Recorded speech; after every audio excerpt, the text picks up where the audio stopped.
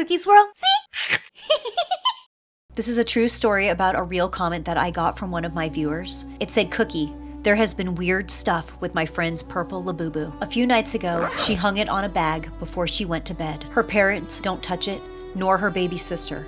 And then it was on her bed, holding a note that said, 'Stop hanging me, it hurts, or I will do something that is no mistake.' and she couldn't do anything about it. So she kept doing it, and it kept holding a note.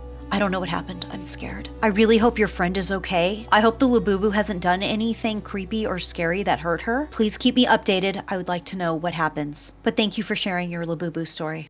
The next story is about a Labubu collector who absolutely adored sea salt coconut Labubu keychain. He carried it everywhere. He clipped it to backpacks, jacket zippers. He even had it dangling from his rearview mirror in his car. It was meant to be a cute companion, something that he was supposed to take everywhere, a collectible that he absolutely loved. But suddenly, something just started feeling off. At first, it was just tiny inconveniences.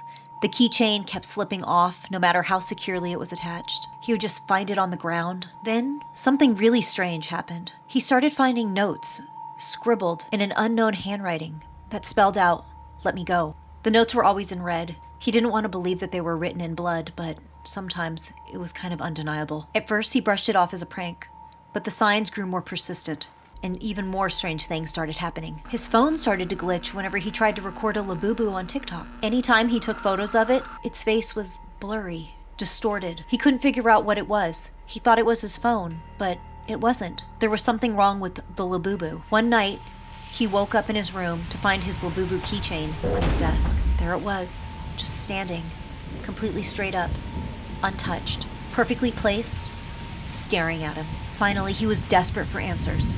He decided to get up out of his bed and approach his Labubu. He got up really close to it. He was desperate for answers, and he started to whisper, "What do you want?" Unfortunately, in that moment of silence, even though the room felt heavier than ever and he felt like he was so close to getting answers, boom! Lightning burst through the sky, thunder roared in the air, and the room became silent. He stared at the Labubu. There was a shift of energy in the room, and never again did anything strange ever happen with the Labubu. Here's another comment that I received on my YouTube channel from one of my viewers. "Cookie, don't buy Labubu. I heard rumors about Labubu is haunted and you will be cursed. Love your videos." This next Labubu story is about a girl who collects them. She took pride in her Labubu collection. She would carefully arrange each figure on a velvet-lined shelf. Each one of her Labubus had a personality, a story, a quirk, except for one. The newest Labubu in her collection she had found at a flea market. And it wasn't like the rest. Its fur was grayer, its grin slightly off, and its eyes felt deeper, like they weren't just painted, like they were watching her, like they had a soul. At first, she brushed off the unease that she felt, but then came the small shifts.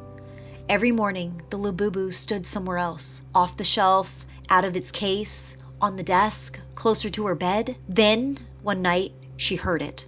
Unmistakably, it was a tiny scratching sound. Her heart was pounding, so she turned on the lamp to quickly catch whatever was making the sound. But nothing. She didn't see anything. She put her head back on the pillow and tried to close her eyes. And that's when she heard it. A whisper. "I don't belong here." She froze.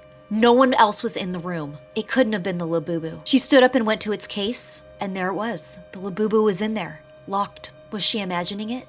She wasn't sure. The next morning, she double-checked that all of her Labubu were still on the shelf and the case was locked tight. All day, she had an uneasy feeling that something just wasn't right, but she didn't want to get rid of this Labubu. She loved them. That night, she woke up in a cold sweat. She also noticed that the blanket had slipped off of her bed, but there wasn't a chill in the air. There was a whisper.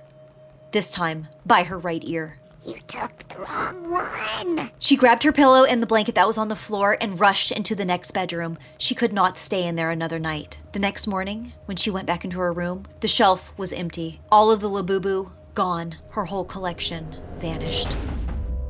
I hope you enjoyed these Labubu stories. Thank you for listening.